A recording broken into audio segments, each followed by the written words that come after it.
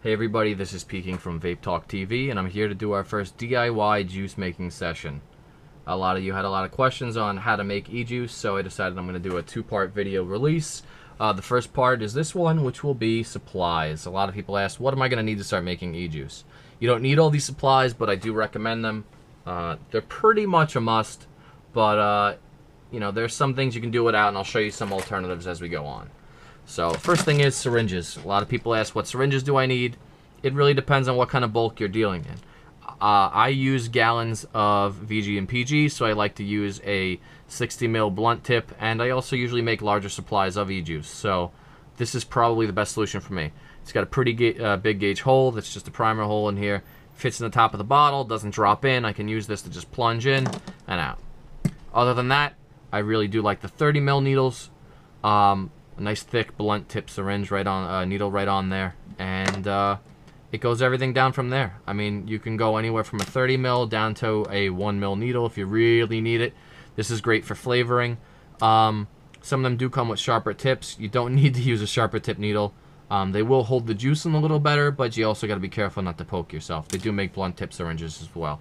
So like I said, I also want to let people know maybe it's not the best idea to keep reusing needles. You do have to worry about maybe some sort of lung infection or something like that. So these are cheap enough. They're medical grade. Some places even give away free needles for other things. But for the price of them, it's really not worth your health. Get yourself some new needles, some new syringes. Second thing on the list is our glassware. I'm going to go through some of the glassware that we use here. It's a 250 ml, 100 ml, and a 50 ml beaker. Basic laboratory beaker. These are all made of Bomex, tempered glass. They don't chip, they don't break. I haven't had any issues with them yet. They came in this little Russian doll set. Most people will probably just need a couple 50 mils. You're just making juice for yourself, so it's not like you're gonna have to deal too much in that. I personally like to mix my PG-based juice with my PG and my distilled water in a smaller one, add my vegetable glycerin into a larger one, and then mix them all together in my 250. The next thing I really use is my glass stirrers. Glass stirrers are great. You don't have to worry about anything getting stuck on them. It will help you break down those ethyl maltol crystals, which are pretty large. You could grind them out into a powder, but I find it's much easier to just let them break down. As long as you're not in a rush to make your juice, it shouldn't be an issue at all. Graduated cylinders. These are pretty much the only thing I will use to directly measure out my distilled water and flavoring blends. I highly recommend these. The plastic ones will still hold on to a lot of your liquid. You'll see what I mean in the juice making session. I'll go through that. But this will hold on to your liquid, and you will get a lot of waste, which means you will get less flavor out of it. So stick with glass, please. Now, the Erlenmeyer flask is not a necessary part, but I do like it. I feel like it gives the juice an opportunity to breathe, less dust and debris coming in, obviously, than on the top of the beaker. And it also gives you time to give it a good swirl. You can sit at your desk and give it some time. It does help break down the crystals or the menthol or anything else that you've added into there. So, now that we've gone through our glassware, I'd like to talk about pipettes. A lot of people like using pipettes. I do not. This is a 30 ml pipette. I feel like it has its purpose, but it's not for me. These pipettes are pretty much only good for formulas that you find online. If you, let's say you're making a 3 ml batch or something smaller where it doesn't call for a ml of juice and you don't have a syringe that's measured out for 1 ml strictly like this tiny one here, you might want to invest in some pipettes. I think I got a bag of them, and I mean a bag of them, and it probably cost me like $5, okay? Now, with those pipettes, you can use drops. Some formulas call for a drop. 1 drop, 2 drop, 3 drops of this, and it's very easy to measure them out like that. It's a little inaccurate. It's going to take some playing around, but I highly recommend it. Next thing on my list, before we get into the bigger supplies, is gloves. Get yourself some rubber gloves. 100 mils of nicotine juice is poisonous. It will hurt you if it gets on your skin. It will give you the sweats. It will make you nauseous. So for your own safety and for everyone else's safety around you, try and work in a standing position where it won't fall in your lap, and work with gloves when you're handling nicotine juice in a well-ventilated area. Next thing on here, for menthol lovers, mortar and pestle. Buy yourself some menthol crystals. You can get them from pharmacies, you can order it online, and you can make your own menthol powder. Okay? Menthol crystals in their natural state are made from spearmint or peppermint. Depending on where you order it from, these are spearmint crystals. Okay? Very simple. Throw them in the mortar and pestle. Grind them up. Keep them in a nice tight jar because the menthol is pretty strong and will hurt your nose and eyes. So again, you might want to wear a mask for that. I don't have one. I usually don't, honestly, because I don't make that much menthol. But that's up to you. Next thing I want to go through is flavoring supplies. Some things that I do like to use is the ethyl maltol crystals. I got these from Wizard Labs. They're pretty much a teeny tiny little crystal, almost like a sugar grain, okay, as you can see here. They're a natural sweetener, and I really like using them. I feel like they bring out the flavor in some of my juices. I don't use them in everything, but the ones that I do use them in, especially some of the more fruit flavors, it does bring the flavors out. Some other companies that make flavorings are Loran's. I have a list posted. You gotta be very careful when buying Loran's because they are an oil company, and as we know, oil flavoring is not the best thing to pull into your lungs. Some people do it. I don't know how. I'm pretty sure they're poison, so be very careful. I'll post the Loran's list if anyone else ever needs it again. Wizard Labs makes a PG-based flavoring. These are flavor concentrates, okay? This is another PG-based company. And one of my favorites, of course, is Capella's Flavor Drops.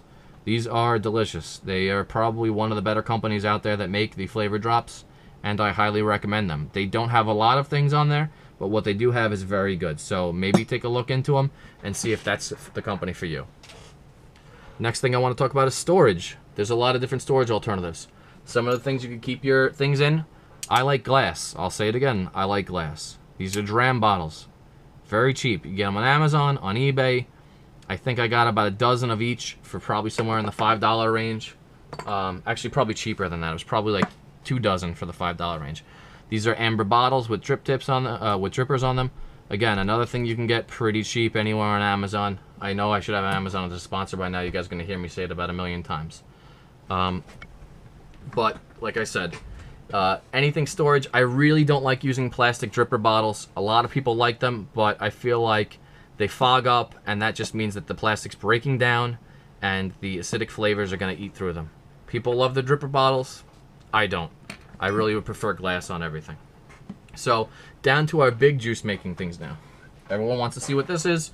Of course, this is 250 mils, 100% vegetable glycerin, Wizard Labs nicotine. This is only a 12 milligram. I usually make my juices between a 3 and a 6, so I like to use this. This is probably better for someone that's looking for more of a lighter alternative. 100 milligrams, if you're going to work in bulk, is probably your best choice.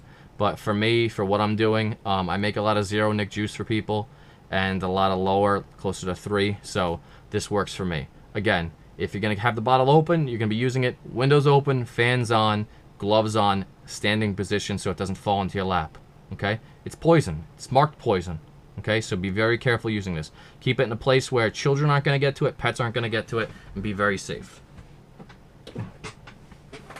Products like this, not so much. Vegetable glycerin, okay? It's 99.7 pure USP food grade. Got on Amazon, probably somewhere around $32. I've seen other companies sell it for as much as $40, $50. There's only 2 companies out there that make this. This and the PG. There's only 2 companies. Everyone else just bottles it and throws their own label on it. So just keep that in mind. It's all the same stuff. This is the 99.9% pure USP food grade propylene glycol. Same thing. It's used as a moisture stabilizer, food colorings, food flavorings, fragrance oils, massage oils, everything else. It's an emulsifying agent.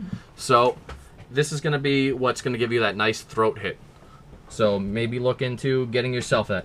The bigger you buy, the cheaper it's going to be. 2 gallons has lasted me a pretty long time. So. And the other thing that I highly recommend that a lot of people sleep on is this. Distilled water. Poland Spring, $1.10 in an A&P or ShopRite or whatever store you go into that you have by you. Distilled water. Makes your flavoring spread out, smooths them out a little bit. Sometimes I find some flavors are just too strong, they're too overbearing. Even if I use less, adding a little distilled water and a little bit more of it actually does break the flavor down, and it does smooth it out, and it helps a lot. It also helps in the viscosity. Let's say your VG base is just too strong and you're getting a bad draw on it. A little bit of distilled water goes a very long way. So these were some of the things I wanted to go over with you guys. So you don't have any questions during the juice making sessions. So let me know what you guys think. This is my first video. I'm not a video guy. I tried to keep it under 10 minutes. I know that took a while. But any other questions, please ask. Post on our Facebook page, our Twitter, our Google Plus page. Again, this is Peeking from Vape Talk TV with our first DIY session with our supplies. Thanks for listening.